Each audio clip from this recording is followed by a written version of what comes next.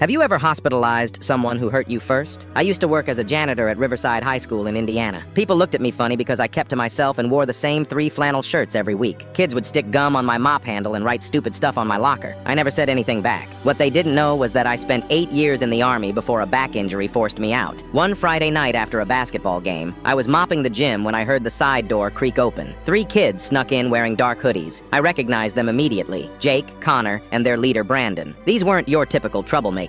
They'd been caught stealing from lockers before, and word around school was they were running with some local gang members. But tonight they had a camera, latex gloves, and a can of red spray paint. This wasn't about stealing phones or wallets. I walked over and told them the building was closed. Brandon just laughed and shoved me backward. "Mind your own business, old man. Go mop something." I turned around and headed toward the storage room, hoping they'd just leave. But they followed me, slamming the door behind us. The room was small, cramped with cleaning supplies and sports equipment stacked everywhere. Jake pulled out his phone and started recording. "Yo, check this out. We're about to make this loser famous." They started pushing me around, laughing while the camera rolled. Connor knocked over my mop bucket, sending dirty water across the floor. Brandon grabbed a can of floor wax and squeezed it all over my shirt. "Dance for us, janitor boy," Brandon said, shoving me harder. "This is going straight to Instagram." I told them to stop. Then I said it again, louder, but they just laughed harder. That's when Brandon spit right in my face and called me a worthless piece of trash who cleans up after his betters. Something inside me snapped. I might have been 42 with a bad back, but muscle memory doesn't fade. I grabbed a wooden broom handle leaning against the wall. In the Army, we called it a staff technique. Brandon came at me first, still grinning like this was all a joke. I swept his legs and he went down hard, cracking his elbow against a metal shelf. Connor tried to jump me from behind, but I spun around and caught him in the stomach with the handle. He doubled over, gasping. Jake dropped the phone and tried to run, but there was nowhere to go in that tiny room. I didn't hurt him, just pinned him against the wall until he stopped struggling. The whole thing lasted maybe 10 seconds. Brandon was on the ground screaming, clutching his arm. The shelf had fallen when he hit it, and one of the metal brackets crushed his forearm. I could see the bone sticking out through his skin. Connor was throwing up in the corner. Jake was crying, begging me not to hurt him. I called 911 and waited. When the paramedics arrived, Brandon was rushed to the hospital with 3 fractures in his arm. The other 2 were fine, just shaken up. Of course, they tried to lie about what happened, said I attacked them for no reason. But Jake had dropped his phone when everything started, and it kept recording the whole time. Principal Williams watched the footage in his office the next Monday. You could hear them threatening me, see them pushing me around, watch Brandon spit in my face. You could hear me telling them to stop, more than once. When the video ended, Principal Williams closed his laptop and looked at me. "David, you shouldn't have had to go through that. Those boys got exactly what they deserved." I kept my job. The school board installed better security and night cameras. Brandon's arm healed eventually, but his pride never did.